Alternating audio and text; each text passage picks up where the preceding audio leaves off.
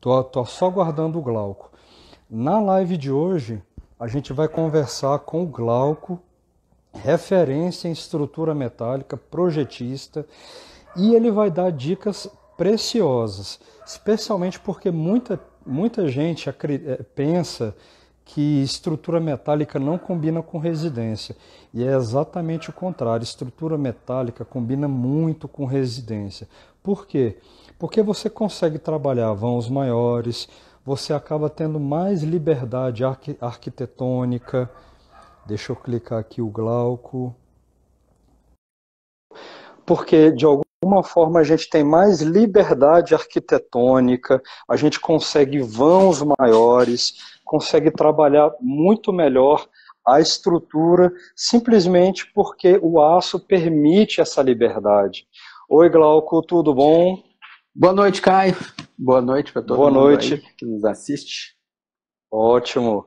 Glauco, eu estava meio que fazendo um esquenta sobre estrutura metálica, explicando algumas das vantagens até das obras nossas, que a gente executou, obra que a gente construiu para vender em aço e deram um ótimo resultado. E eu fiz uma espécie umas listas de perguntas, e eu queria primeiro que você se apresentasse, falasse aí da sua experiência, com o que você trabalha. Vamos lá, eu sou o Glauco Santos Souza. Eu trabalho de estrutura metálica desde 2001, no quarto ano da ainda, quando eu tive a oportunidade de cursar a disciplina, eu tomei gosto e ainda em novembro do quarto ano, isso foi em 2001, eu fui participar de um congresso internacional de estrutura metálica. Foi a primeira leva dos congressos internacionais, na época eles chamavam SICOM. Aí eu fui Uau. lá, assisti um tanto de palestra que eu não entendi lá muita coisa. Fiquei sapeando um tanto de conversa que eu entendi não muita coisa também, mas trouxe de lá alguns livros, trouxe de lá uma série de materiais, uma série de contatos. Aí da volta do Construmetal para cá, do SICOM para cá, eu comecei a investir, me formei. Eu dividi o escritório com o meu orientador de projeto final por 2 anos. Aí, no intervalo de 3 anos, trabalhei sozinho. Isso é até 2005. No início de 2006, eu entrei num escritório relativamente grande no Centro-Oeste, onde eu trabalhei praticamente 10 anos. Lá, a gente teve a oportunidade de participar de muitas obras comerciais e residenciais, mas o forte era comercial. A gente trabalhou em mais de 20 shoppings, alguns implantando, a gente ampliou Flamboyant 2 vezes, a gente ampliou Buriti Shopping 2 vezes, Portal Shopping 2 vezes, a gente implantou shopping no Mato Grosso, a gente implantou shopping em São Paulo, no Nordeste. A gente viveu o aço ali naquele boom de concessionárias. Na época da vinda das chinesas para o Brasil, a gente construiu várias concessionárias. Encerrei o ciclo nesse escritório, eu fui trabalhar numa indústria de estrutura metálica. Lá eu coordenava o departamento de engenharia, então eu participava da concepção da estrutura junto com o cliente. A gente elaborava os projetos de fabricação e a gente acompanhava a produção na nossa fábrica e as questões de montagem que surgiam em campo. Eu fiquei assim até 2016, quando eu abri o escritório próprio. De lá para cá, eu tenho projetado bem mais residências que comercial, porque coincidiu com esse momento econômico que a gente tem um comercial crescendo apenas o varejo. Então, nesse intervalo, a gente tem visto uma tendência arquitetônica de casas bem maior.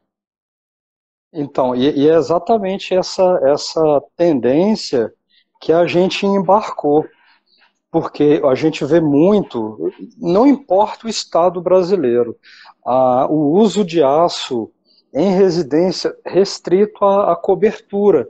Por quê? Porque é mais leve, é rápido, é fácil, e muito em estrutura metálica para edifícios, para comerciais, para galpões, para shopping. E, na verdade, está faltando as pessoas, famílias em geral, meio que se atentarem. Cara, se eu estou colocando a estrutura metálica, a estrutura da minha casa em aço, Por que que o resto da estrutura também não é em aço? Mais leve, mais rápido, mais fácil, mais barato. Muito mais barato que madeira, menos trabalho, muito mais simples a manutenção. A longevidade da vida útil muito melhor. E capacidade de carga também muito boa. Não que eu queira desfazer da madeira. Madeira é ótimo, mas, cara, hoje em dia trabalhar com aço é muito melhor. Eu acho que está faltando as pessoas enxergarem isso. Vamos lá, com toda essa sua experiência de mercado, como é que você vê essa participação de estruturas metálicas em obras residenciais? Você acha que poderia ainda ser maior? Olha, existe uma tendência arquitetônica que eu observo ela de cerca de 6 anos para cá. No Brasil, vamos falar em 3 anos. De 3 anos para cá no Brasil, se você acompanhar a capa das revistas de arquitetura, você vai ter sempre um projeto ou no canto da capa ou na imagem principal. Então, isso é um sinal que a arquitetura no Brasil ela está absorvendo essa ideia da estrutura metálica. Essa imagem que vem da estrutura metálica usada no exterior, ela não tem sido aplicado num conceito íntegro do aço. A gente vê muito um uso estético. Se você der a volta nos condomínios, se você olhar as casas mais novas, quem usa aço, você vai enxergar lá uma face de perfil I. E assim, ó, a tendência é tão forte, para você ter uma ideia, eu fiz um orçamento hoje de uma casa inteira em concreto, só que agora no final o cara quer pôr uma moldura de perfil I, contornando todas as lajes que ele tem.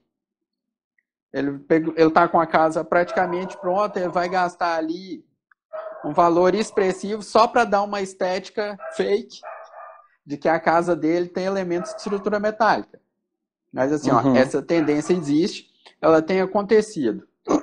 Quando não tinha o esforço da arquitetura, o meu apelo técnico era economia, sustentabilidade, durabilidade. Essa economia, o povo fala, mas ela é mais demorada, mais rápida que o concreto, mas a questão não é só tempo.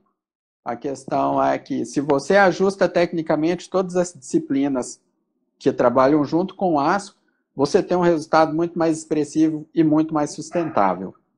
Lembrando que nem sempre o aço pode ser viável, vai depender muito das circunstâncias, do projeto, da localidade. Felizmente, para essa região centro-sul, o aço tem sido usado largamente para esse tipo de projeto. Minha família, que é de São Luís do Maranhão, tem muito preconceito com aço. Fala que região litorânea, aço é sinônimo de corrosão, de perda. Assim, ó, os exemplos do litoral. Eu conheço uma rede de restaurantes, é o Mangai. Mangai começou em João Pessoa, na Paraíba. Ele foi para Natal. E hoje eles têm, em João Pessoa, 2 unidades, Natal 2 unidades. Eles têm um ramo que é um restaurante de frutos do mar. Desde que eu conheço o Mangai, quando eles saíram dos 2 prédios originais, de Natal e de João Pessoa, todas as obras são em aço. Eles têm um conjunto, uma parceria com uma arquiteta de João Pessoa, que ela projeta para eles sempre em aço, inclusive as unidades do litoral. O que é a diferença do uso do aço no litoral hoje? É a questão do uso de perfis galvanizados a fogo.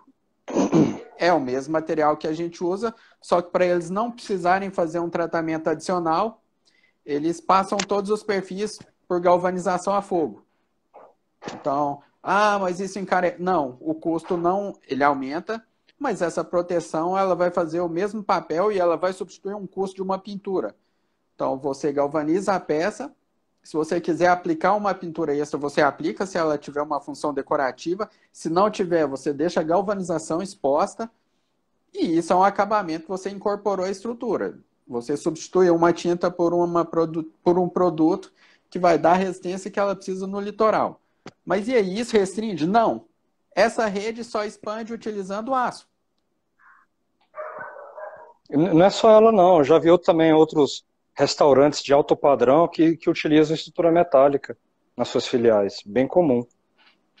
Então, assim, ó, acaba que o que determina é mais um negócio. O que a gente vê a nível de Brasil? Quando você sai das obras obrigatórias, o que são as obras obrigatórias? É hipermercado, são os centros educacionais de grande porte, você tem uma série Aeroportos. de escolas, assim, ó, aeroportos também, mas assim, o varejo em geral. Se você considera um espaço comercial de alto custo, a ampliação, a implantação dele vai ser em estrutura metálica. Ah, não, mas aqui o pessoal não tem a disponibilidade do recurso imediato e eles querem uma obra mais rápida. O máximo que você vê é substituírem a pilar metálico por um pilar pré-moldado. E essa Exato. substituição do pré-moldado ela está restrita às dimensões de transporte do concreto pré-moldado. Assim, a gente tem uma... Hoje, quando você transporta na rodovia uma peça maior que 14 metros, dependendo da largura, você precisa usar batedor. É. E quando você trata de peças de concreto pré-moldado, em função do peso, você não leva muitas. Então, você tem um Uhum. acréscimo de peso e de preço grande no uso do pré-moldado. E nessa disputa, o aço tem sido mais vantajoso em muitos casos. Uhum. Não, tem a questão de redigir carta para PRF ou para a Polícia Militar Rodoviária, solicitando autorização e tal, tal, tal. Além dos batedores, é chato pra caramba. Já tive que comprar barras de aço com mais de 12 metros para fazer uma obra. Cara, foi uma chatura. Mas vamos lá. O que que você entende como projetista? Você encara como os maiores benefícios do aço, as vantagens e as desvantagens. Lá o que eu vejo de vantagem? Assim, ó, quando você tem um conceito de fechamento consolidado, não, aqui eu tenho uma residência, eu vou fazer um fechamento nessa fachada com esquadria, nessa fachada eu tenho uma alvenaria, nessa fachada eu tenho outro elemento de fechamento. Quando você não tem estrutura principal participando de fechamentos, você consegue fazer uma redução de pilares e fundações muito grande. Assim, eu estou realizando um estudo de uma casa térrea que ela tem mais de 550 metros quadrados. Uau! O construtor tem um sistema de alvenaria de contorno que independe dos pilares. Lógico que ele vai fazer ancoragem, vai fazer apoio, mas Uhum. o pilar metálico não precisa travar a alvenaria dele. Eu estou resolvendo uma casa que tem 550 metros quadrados com 13 pilares. Então, assim, você pegar uma área dessa, você ter essa taxa de área construída por pilar e fundação, a gente tem uma relação muito alta. E o que isso favorece? Isso te deixa uma fundação muito mais barata, porque você concentra cargas e diminui muito o serviço. Por mais que você tenha uma carga mais concentrada, é muito mais barato você fazer uma fundação de 100 toneladas do que a maioria num solo comum. Vamos falar de um solo de Uhum. resistência média. Do que você trocar esse único pilar por 4 pilares mais leves. Então, assim, você tem um executivo de fundação mais ágil, você tem uma fundação mais barata, você tem uma estrutura metálica mais ágil e uma obra em si bem mais fluida. Se a gente Geralmente, quando tivesse. você tem condição de assumir malhas maiores, você tem um custo menor na estrutura em relação ao concreto também. Se a gente pensasse, por exemplo, numa casa de 8 por 10, sendo que o vão seja de 4 metros, 4 4, mas ela tenha 10 metros de comprimento. Quando a gente pensa numa casa mais simples, a sua casa de 500 metros quadrados, ela é bem inacessível para a maioria, né, Sim, da assim, população não brasileira. é um caso comum frequente. Mas se a gente considerar uma casa de 80 a 150 metros quadrados, esse tipo de casa atenderia a maioria da população brasileira. Vamos lá, a viabilidade dessa casa em aço, pela sua experiência, como que ela seria em concorrência com o concreto? Vamos lá. Quando a gente parte para essa área de residência, vamos falar de 80 metros quadrados, uma residência simples. Você tem o caso, você tem sistemas industrializados, só que o sistema industrializado, você não consegue aplicá-lo para poucas unidades. Qualquer sistema industrializado vai te obrigar que ele seja seriado.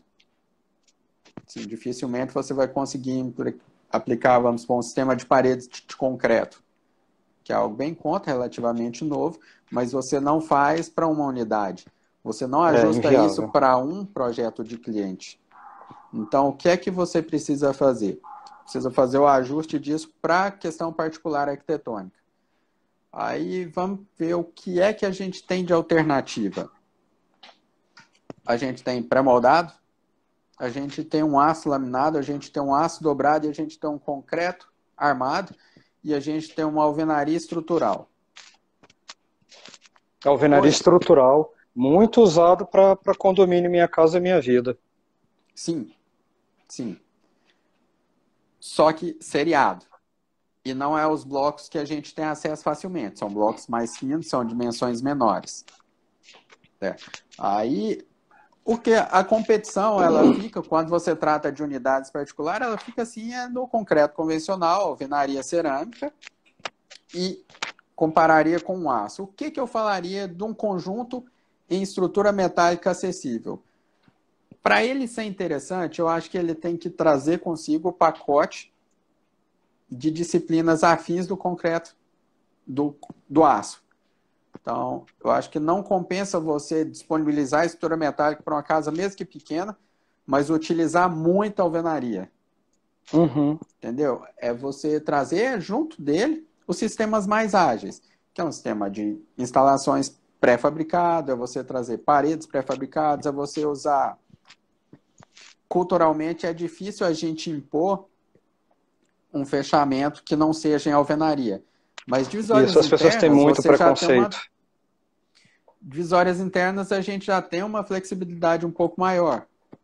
Assim, eu A gente falo muito. mesmo, só um comentário, a gente mesmo utiliza a placa cimentícia em alguns trechos como passagem de instalações. Né? São como se fossem pilares falsos. É uma coisa que a Os gente gosta shafts. de fazer, shafts. Por quê? Porque facilita a manutenção, não tem quebradeira, precisou fazer uma correção, ampliar a rede, seja hidráulica, seja sanitária, seja elétrica, desparafusa, passa, parafusa de novo, um toque de tinta, fim de papo, em 2 horas está pronto. Não tem quebradeira, não tem poeira, não tem, sabe? Não tem pedreira, não tem massa passando por cima do piso acabado. Então facilita demais a vida. Isso, ó. Aqui em Goiás, eu acompanho muito o movimento do drywall também. Assim, ó, o drywall, ele foi usado aqui em Goiás 30 anos atrás. Assim, ó, tem uns edifícios bem antigos que às vezes você depara com uma reforma, o pessoal descobre que tem lá dentro uma parede de gesso acartonado. Assim, a maioria do pessoal comprou até sem saber Uhum. e descobre numa reforma. Então a gente tem um lapso aí de uns 15 anos sem uso e depois a gente tem a Associação Brasileira do Gesso tentando fomentar tecnicamente os escritórios técnicos e tentando vender essa ideia para o cliente. Hoje, em Goiás, o que eu posso falar? Em Goiás, o gesso acartonado nos comerciais, ele já é unanimidade. Já. Assim, ó, todos os lançamentos dos edifícios comerciais em Goiânia, o que a construtora entrega é um corredor de circulação pronto, uma chave, uma porta do seu escritório e lá dentro você tem um piso bruto e as divisórias de gesso acartonado. Então, no Não, em comercial qualquer você não parte tem do mais Brasil. discussão. Em qualquer parte do Não, Brasil, comercial é assim já. Não tem conversa mais. isso. Assim, eu falo a questão de Goiás é porque 15 anos atrás, nem no comercial. Então, hoje no comercial já não é discutido e a gente enfrenta dificuldades ainda nos residenciais. Assim, ó, o conjunto mais, vamos falar, o mais aceitável nesse sentido é quando você consegue comprovar para o cliente que ele fazendo um contorno em alvenaria convencional e as divisórias internas em drywall é o resultado mais interessante de economia para ele hoje. Porque Uhum. assim, ó, não tem, para alvenaria, para divisórias internas, a gente tem o custo bem mais baixo, uma agilidade muito maior, um desperdício praticamente zero e uma comodidade para se trabalhar com as instalações e com o acabamento, que ela é muito grande. E eu acrescentaria mais. Na minha humilde opinião, eu não sou especialista da área que nem você, em estrutura metálica. Eu executo, mas eu não projeto. O que eu imagino?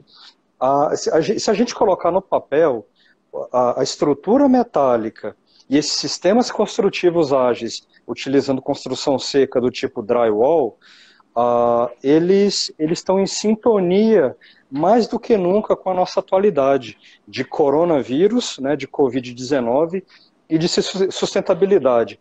Por quê? Porque uma obra em concreto e alvenaria, ela vai exigir o armador, carpinteiro, pedreiro, instaladores, o cara da cobertura, gente para fazer acabamento, ajudante, etc. Então, existe aí uma gama de pessoas que circulando dentro da obra. E numa construção seca, não. A gente tem equipamentos que fazem o serviço de 5 pessoas e uma pessoa ou duas trabalhando simultaneamente. Fora que, ao final da obra, sobrou perfil, vende. Sobrou tal, vende. Isso tem mercado para isso. Você não perdeu o aço. Não é como o concreto, porque sobrou, caiu no chão, perdeu. Perdeu, já era, você não consegue mais reaproveitar. O aço não. Sobrou aquelas pontinhas de perfil, você reúne tudo, vai no ferro velho, eles vão te pagar R$3,50, R$4 o quilo. Nas nossas obras, não sobra nem 50 quilos para contar a história. Assim, quando a gente vai avaliar parâmetros de desperdício, assim, a gente tem uma disparidade muito grande quando a gente compara ao sistema tradicional. Uma parede de gesso acartonado, na composição, ela tem basicamente 4 elementos, que é placa, perfil, parafuso e acessório, e tira. Assim, ó, a sobra de uma tira de um perfil de drywall, por maior, vamos falar, a sua menor peça, ela está ali próximo de 40 centímetros, que é a distância entre dois montantes. Você trabalha com a distância de 30, 40 ou 60. Uma sobra de 30 centímetros, o perfil de 48 de drywall, ela pesa 300 gramas. Então, assim, ó, se for uma parede que ela não passou por programação, para você receber perfis cortados, para você trabalhar com barras padrão, a sua sobra é muito pequena. E assim, a partir do momento que você tem uma condição de paginar placas, de paginar montante para fazer reforço para receber armário, reforço para receber bancada, para você fazer seus quadros de abertura, a sua sobra é nenhuma. Assim, o que sobra não é nada. Agora, quando você compara com uma parede, que na maioria das vezes você faz ela inteira, dificilmente, assim, ó, exceto quando são aberturas bem grandes, você faz o recorte e cria ali uma forma. Mas quando você faz corte para passar tubulação elétrica, você faz corte para colocar as caixas, você faz corte para fazer hidráulica. Aí depois que você corta e põe a tubulação, aí você faz o preenchimento. Isso. Depois desse preenchimento, você ainda vem com chapisco, embolso, reboco, para depois você passar uma lixa para vir com a massa corrida. Aí no drywall você tem muitas etapas. Você vai lá, coloca a guia no piso, coloca o montante, você vem e põe a chapa. Beleza, mas eu tenho chapa de 2 lados. Beleza, você fecha a chapa de um lado, o pessoal vem, posiciona as caixinhas, ele faz um recorte com estilete, exatamente na posição da caixa, e ele desperdiça o pedaço. 4x4? 4x10? Dá 10 centímetros por 10 centímetros. Que é nenhum.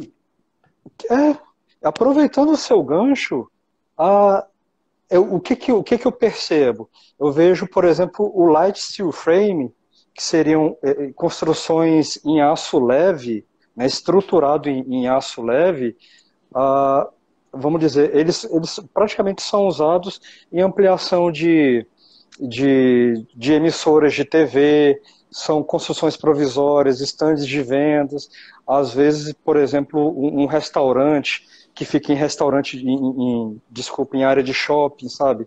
Em estacionamento de shopping, aqueles restaurantes chiques e tal. E eu vejo pouquíssimas casas ainda feitas em light steel frame. Tá, o que você acha que está faltando melhorar? As pessoas ainda têm esse estigma que light steel frame provisório, ou realmente o custo não tá, vamos dizer, ainda alcançando, não está conseguindo competir com as metodologias mais usuais nesse momento? O Light Steel Frame, ele, assim, a questão do uso dele, ela é também cultural. O Light Steel Frame, ele tem a cara de uma casa europeia, ele não é restrito a isso. Quando você fala de Uhum. restaurante, você olha para o Outback, você olha para os Eu não ia citar restaurantes nomes da não, mas mesma rede, beleza.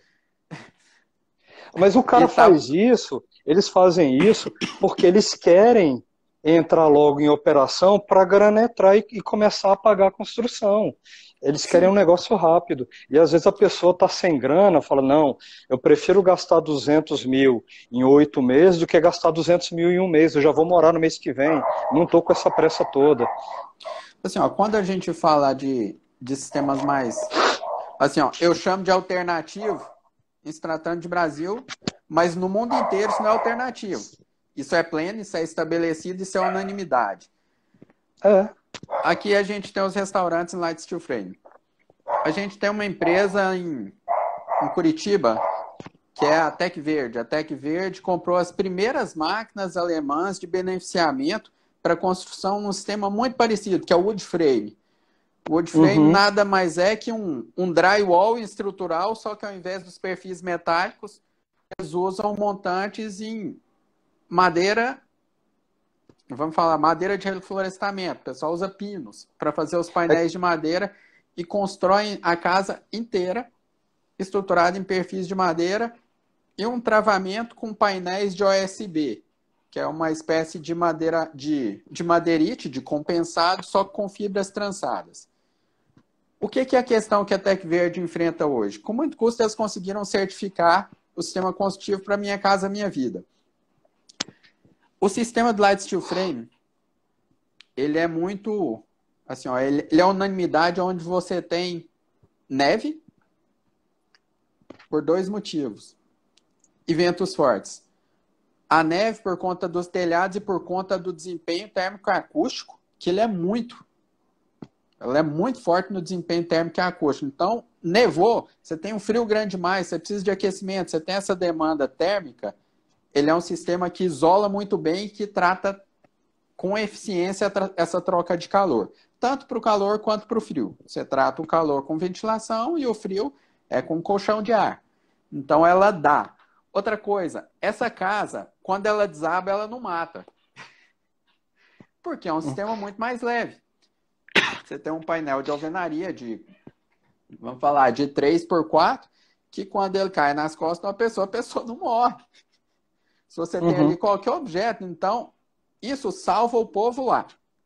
Agora, o que é a questão aqui no Brasil? A nossa questão, a nossa dificuldade, ela é mesmo cultural. A Tec Verde, ela vem forte do Rio Grande do Sul, Santa Catarina, Paraná, São Paulo, Minas, Goiás, ela já não sobe. Eu participei, eu procurei para criar uma representação em Goiás. O que eles me falaram na época era o seguinte, olha, hoje a gente não consegue subir para o estado de Goiás sem ter menos de 20 unidades contratadas. Mas a partir de 20, a gente tem um preço semelhante a qualquer sistema Minha Casa Minha Vida. Uhum. Aí o empreendimento que eles fizeram em Goiás foi um condomínio, se não me engano, em Rio Verde, com mais de 200 casas. Então, Uau. assim, o pessoal está subindo, só que eles precisam. Para você ter uma ideia, eles têm uma planta de 16 apartamentos, que é térreo mais 3, que eles usam montar essa torre com esses 64 apartamentos. 64 não, com esses 16 apartamentos, eles conseguem montar essa torre em 45 dias. Então, assim, você conseguir montar 16 apartamentos em 45 dias, você consegue isso em qual sistema? Então, assim, você consegue com um sistema em aço muito industrializado, desde que você trabalhe com modo habitável. Você falou aí a questão do Covid. A gente teve ampliação do hospital em Boimirim, em São Paulo. Foi iniciativa do Einstein com a Ambev, com a Gerdau. O pessoal construiu módulos em estrutura metálica, fechamento em gesso e todas as instalações pré-fabricadas e montadas em fábrica. Então, o pessoal transportou os módulos prontos. Você tem no canteiro apenas o posicionamento, fixação e elementos de fachada. Então, o pessoal construiu lá o hospital de 200 leitos. Isso eles vão fechar em 40 dias. Eles entregaram 80 leitos com menos de 20. Então, assim, ó, eu acho que o mundo caminha para essa industrialização. É um caminho muito viável. A partir do momento que você tem um problema de aglomeração, você produzir esses sistemas em unidades industriais. Porque você tem uma mecanização maior e você tem uma participação humana muito menor. E ela passa a ser coordenada. Verdade. A partir do momento que essa mão de obra ela é coordenada, você consegue tirar a concentração de pessoas. Então, assim, ó, uma coisa que eu evolução e uma tendência obrigatória. É uma coisa que eu bato muito na tecla, porque hoje em dia os materiais que entram dentro do canteiro de obra são industrializados, mas dentro do canteiro de obra a coisa é muito artesanal. É você misturar o cimento, a areia, a brita, rodar, aí o pedreiro vai, às vezes carregando peso acima do que deveria, o ajudante transporta massa, vira massa, perde massa, chapisca, reboca, sarrafeia, espera dar, vem com a desempenadeira. Ainda é muito artesanal. E no sistema pronto, usando estrutura metálica e fechamentos com placa cimentícia, com gesso acartonado, a coisa é muito montagem, é muito mais industrializada. A participação do humano é menor e a chance de errar é menor também. Tem uma questão que é assim, ó, a gente presta muita atenção para a intervenção humana ali no canteiro de obras. Mas tem uma questão que ela é crítica, que é o amadurecimento material que acontece ali na obra. Se você for pensar o processo de cura do concreto, se a gente comparar resultados de cura de concreto que a gente consegue em laboratório para o campo, para a gente ter uma questão, para a gente ter esse amadurecimento de forma ideal, a gente precisa impor umas condições que a gente não tem em campo. Aí você sai do concreto e vai passar para o assentamento, para o reboco. A gente tem a mesma dificuldade. A partir do momento que a gente traz isso pronto da indústria, a gente diminui muito essa questão das patologias. Mas a limitação do steel frame, eu creio que ela deve diminuir, porque de 2 anos para cá, a gente tem um trabalho institucional muito forte em prol do steel frame. Então, isso a gente vê em ciclo de palestra, a gente vê nas associações técnicas, a gente vê nos escritórios de arquitetura. Então, o que é que o pessoal faz? Eles fomentam tecnicamente os projetistas e eles fortalecem a cadeia de produção de materiais. Então, hoje é fácil um arquiteto oferecer steel frame para o cliente. Eu falo que em Goiás a dificuldade maior é convencer, mas você já tem um pessoal disposto e um pessoal que conhece o material e que oferece. Então, assim, eu acho que é um caminho de crescimento e de convencimento, sabe? É uma assimilação cultural mesmo, mas isso vai acontecer a partir do momento que o pessoal vai ver o vizinho dele construindo a casa em 3 meses e mudando. Uhum. Você vai lá saber por quê. É a questão, e não vai quando gastar você nada mais constrói a sua casa em aço, no condomínio, igual você viu a construção aqui na nossa rua, beleza, você vai lá e monta a estrutura em 2 semanas, todo mundo para perguntar, por quê? O que aconteceu aqui? Uhum. Então, assim, ó, é essa tendência e essa prática que vai estar convencendo as pessoas. O que você enxerga de erro mais comum em quem executa projeto de estrutura metálica? Quais os erros mais comuns você costuma enxergar? Olha, o que eu acho que assim, ó, o essencial para a gente ter um projeto de estrutura metálica de sucesso é a interdisciplinaridade. Assim, ó, o cliente que me procura para fazer uma casa em aço, depois que ele me conta toda a história romântica do aço, o que eu pergunto e o que eu deixo muito claro é se ele está disposto em empregar no projeto dele as questões interdisciplinares que são obrigatórias para você ter um bom projeto, uma boa residência em aço. Isso vai de um planejamento maior de alvenarias, de instalações, mas basicamente, quando você sai disso, você tem um oceano de vantagens que é bem interessante. Se ele fez essa interface, digamos que o problema ele se resume a interfaces. Você faz uma interface interessante de concreto, aço, com viga mista, pilar misto, e você faz a interface correta de alvenarias de fechamento e pilares de concreto e vigas, você fazer um dimensionamento correto da sua alvenaria de contorno para você ter uma espessura de ajuste da alvenaria até a viga menor.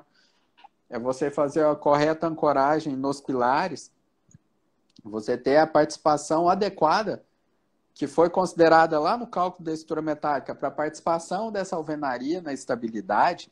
A partir do momento que você equaliza e põe todos esses elementos trabalhando juntos, você tem um resultado interessante. É daí que saem, digamos que 80% das patologias das residências em aço. Uhum. Mas, por exemplo, você já viu falha na solda, profissional não adequado? Você já deve ter presenciado alguma coisa do tipo, ó, esse cara tá fazendo barbeiragem, canteiro. O projeto não tá assim, com certeza. Eu Assim, acho, eu acho até que também é uma questão cultural, porque se você vê, a maior parte da mão de obra na construção ainda está muito enraizada no concreto. Tem pouca gente trabalhando com aço. E fica aquela coisa, aquele paradigma, é sempre concreto, concreto, concreto e pouco aço. Né? As pessoas têm medo de avançar. E o aço é muito mais leve, tem mais resistência. Aqui agora, há alguns minutos atrás, o Mac Block Construções, tudo bom? Ele estava colocando assim, ó, parede de concreto, mais rápido e econômico. Mas assim, ele é mais rápido e econômico quando você tem escala, quando você tem uma enorme quantidade. Por exemplo, Minha Casa Minha Vida. Mas, por exemplo, para uma obra, uma casa, uma residência unifamiliar, só para uma família, já não é viável, né? Já não se paga pelo equipamento, pelas formas que você vai ter que aderir, né? assim, ano passado, o Construmetal foi junto com o Embracon não, com o evento da indústria da construção civil em São Paulo. Eu Uhum. tive a oportunidade de visitar a feira e você tem já mais de 10 fabricantes produzindo forma para parede de concreto. Uau, tudo isso? No início do ano de 2019, eu conversei com esse colega de faculdade, ele estava montando uma construtora em parceria com um grupo de lançamentos imobiliários de Goiás, um grupo relativamente bem grande aqui no estado. Ele falou, Glauco, esse pessoal vai entrar numa linha popular e eu vou fornecer estrutura de fechamento, parede de concreto. Aí eu tive na feira, conheci uma série de fornecedores, assim, é um material que, vamos dizer que está hoje em evidência, sim, mas ele é restrito ao seriado, porque o custo das formas, ele vai se pagar lá pela 10ª utilização. Uhum, Então, assim, ó, essa aquisição, ela só vai se dar para o seriado. Para as uhum, unidades individuais, ela vai ser restrita mais um pouco. exato. Você tem algum caso interessante de casa em aço, seja ela pequena, grande, alguma coisa que extrapolou a expectativa? Olha, o que De seria repente, um dado. um prédio inteiro que foi feito em aço, residencial. Olha, eu tenho um professor de São Paulo, professor Ceoto. Ele é. Ele tem uma história nas grandes indústrias do aço em Minas Gerais. Ele é um estudioso de sistemas construtivos. Ele trabalha hoje com um modelo de pavimentos múltiplos residenciais por volta de 12 pavimentos, com uma combinação de concreto rígido no núcleo, porque geralmente Ok. você tem os prédios estruturados em aço com uma questão econômica que ela se resolve, que ela resolve a estabilidade quando você usa o núcleo rígido de concreto armado. Então, você escolhe ali uma caixa de escada, você cria ali um invólucro Posto mesmo de elevador. concreto. Isso, posto de elevador e caixa de escada. Você cria ali uma caixa de concreto e a rigidez do concreto naquele ponto, ela vai dar uma estabilidade mais barata que o aço. Aí a grande questão é a produtividade e o desenvolvimento desse núcleo de concreto quando você compara com a estrutura metálica do perímetro, porque você tem um desenvolvimento da estrutura metálica e uma montagem que ela é muito mais rápida. Aí o que é que acontece? Nesse tamanho de 12 pavimentos, o seu outro chegou numa produtividade que ele lança a fundação e o embasamento do prédio e solta o núcleo de concreto enquanto está sendo produzida a estrutura metálica, enquanto está sendo organizada a infraestrutura da obra. De um jeito que você tem a estrutura de concreto um pouco à frente, mas pelo fato de ela ter entrado na obra um pouco antes, e você tem a montagem desse perímetro em aço praticamente alcançando o concreto até o final da obra. Então, ele chegou no modelo de 12 pavimentos que hoje ele é mais em conta que em concreto armado. E esse conjunto, ele está no terceiro caso de laje. Ele já trabalhou com laje em steel deck, ele já trabalhou em painel pré-moldado. Hoje ele está em painéis protendidos, produzidos especificamente para as obras dele, mas ele tem um conjunto que é mais em conta que o sistema puro em aço e que o sistema puro em concreto armado. Um dos maiores edifícios de aço que tem no Brasil hoje é o Concórdia Corporate. Ele fica em Nova Lima, no entorno de Belo Horizonte. O Concórdia, eles têm um histórico de projeto e de solução técnica que passou por 2 unanimidades antes da solução final. E é um prédio que ele se viabilizou em aço por conta do encurtamento do prazo em mais de 40%. Então, quando você pega o custo de demanda trabalhista, quando você pega o custo social, quando você pega o custo de mobilização e equipamento e precifica esse prazo que você vai economizar fazendo em aço, o que isso resolve?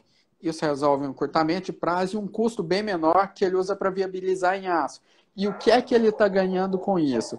O que ele está ganhando é uma estrutura de uma durabilidade maior que traz as vantagens do aço. Toda essa industrialização. Quando você pergunta a questão da solda, o nosso direcionamento hoje é para que a gente tenha um projeto o mais industrializado possível. O que seria esse projeto mais industrializado possível? É que a gente não tenha solda no canteiro. Essa é a questão ideal. Por quê? Porque apertar um parafuso e torquear, eu consigo, você consegue, o pessoal que está aí assistindo, a maioria, se tiver colocado lá na altura, consegue apertar um parafuso. Mas é tão fácil quanto apertar o parafuso do pneu do carro. É a mesma mecânica. Só que todos nós, para a gente realizar uma solda, a gente vai precisar fazer um curso de solda no Senai, a gente vai precisar de um equipamento. Máscara, depois avental. Dessa qualificação, não, assim, ó, sem entrar na paramentação, assim, ó, só na questão técnica, a formação técnica, é o equipamento e é uma condição de solda no ambiente que já passa a não depender da gente, porque uma solda bem feita, ela não pode ter variação de temperatura. Então, o vento atrapalha a sua solda, a corrente elétrica, ela atrapalha a sua solda, porque você não tem como garantir que a concessionária vai fornecer aquela amperagem adequada para você fazer uma solda boa. Então, você depende do vento, que a gente não tem muito como mandar, não tem como você criar uma cápsula, e depende da concessionária. Para você soldar. Não, eu estou falando para não ter vento. Você não tem como criar uma cabine em todo lugar que você vai fazer uma solda. Então tem o vento, tem a corrente elétrica, tem o equipamento. Muitas vezes essa solda acontece em altura.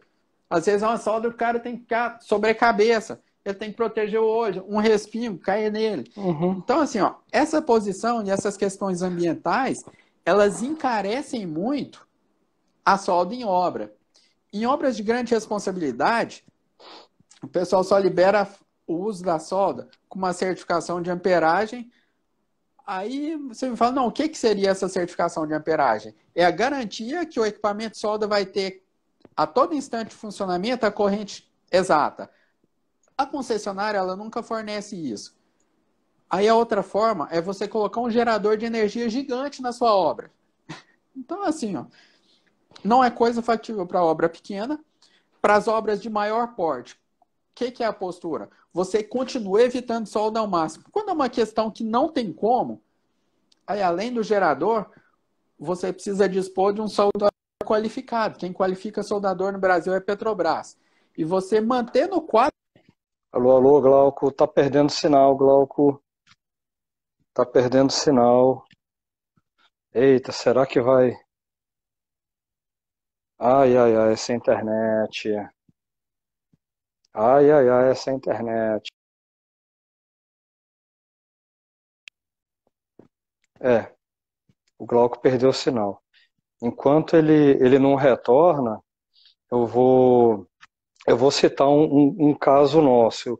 Eu comecei essa live falando disso porque a gente usou nas casas que a gente constrói para vender, essa estrutura metálica e o conjunto total, estrutura metálica com fundação, gerou uma economia enorme, reduziu o ciclo de obra, a gente conseguiu uma ótima qualidade, a gente conseguiu vãos maiores, a gente teve mais liberdade arquitetônica, enfim, a estrutura metálica acaba ganhando em todos os sentidos. Glauco, voltou. Você estava falando da solda, né, que só a Petrobras qualifica e cortou. Assim, vamos lá, o último trecho é quando eu falava do custo de uma empresa manter no quadro um soldador qualificado.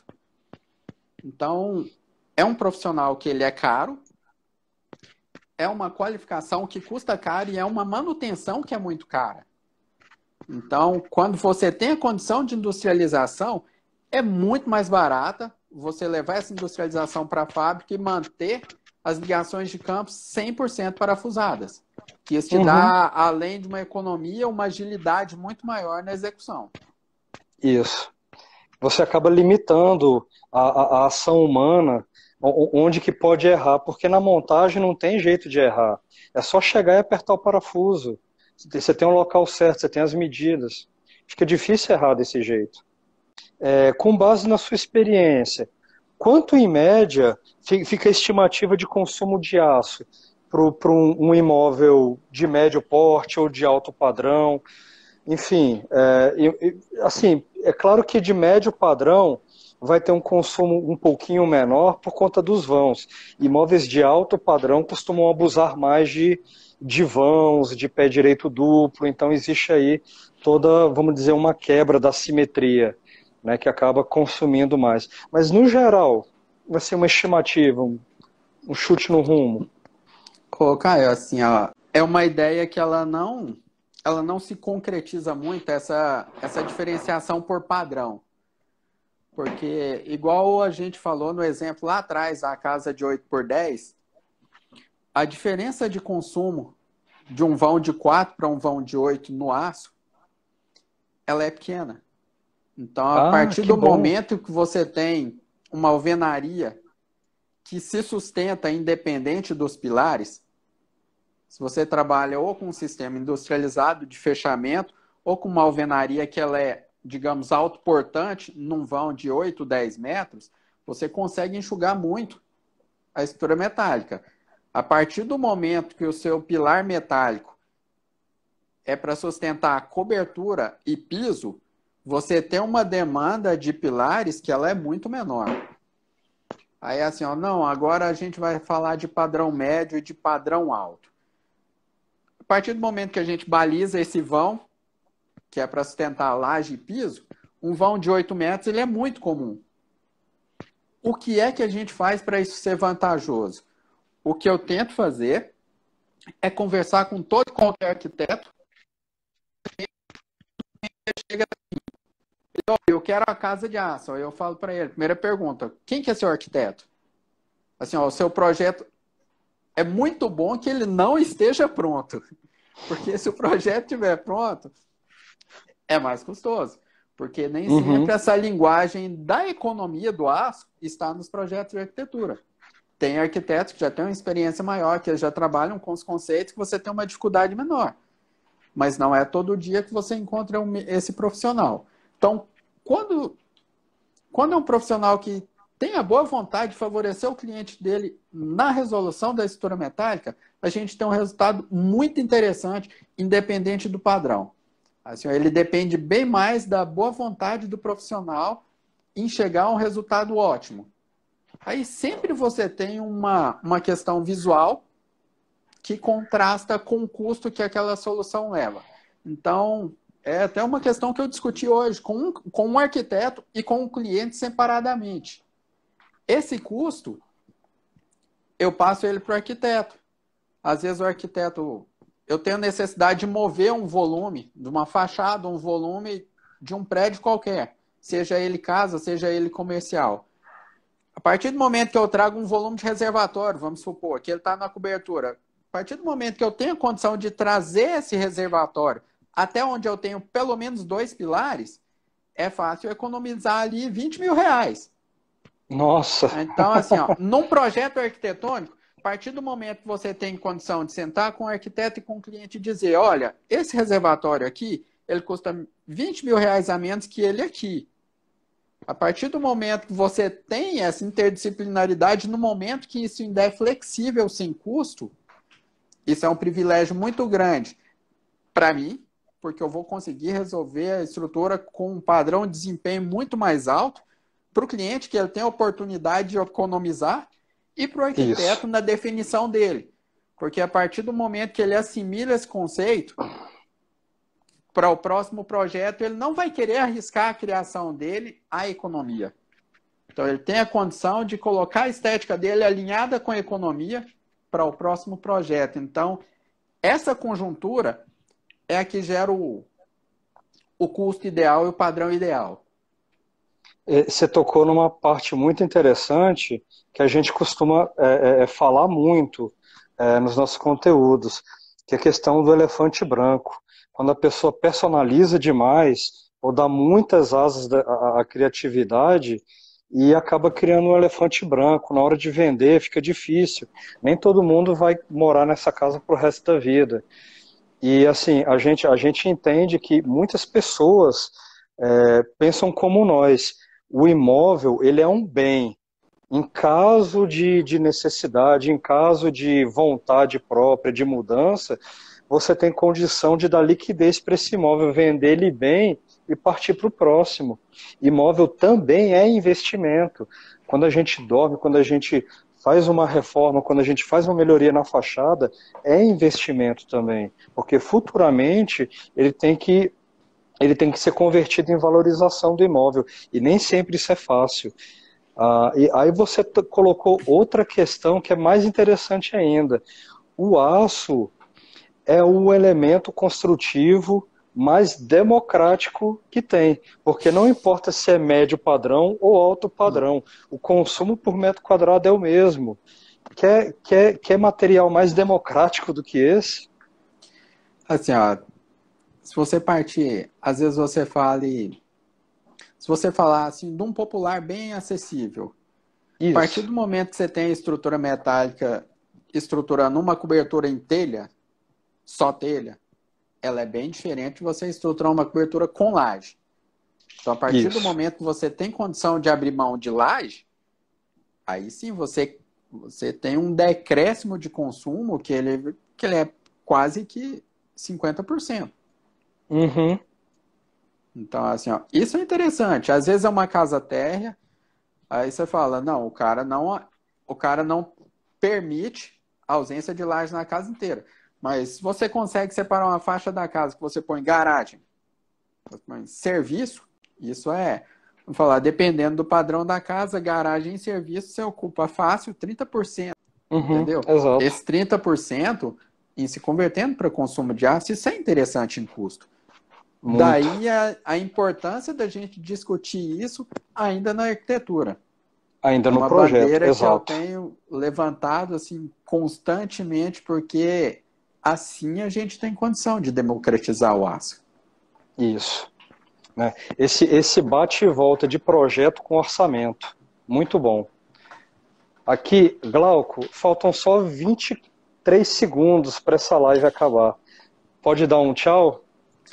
Muito obrigado por esse espaço, uma oportunidade legal da gente discutir mais um pouco essas questões e precisando, pode contar com a gente. Eu agradeço. Pessoal, muito obrigado pela audiência. Mandem perguntas.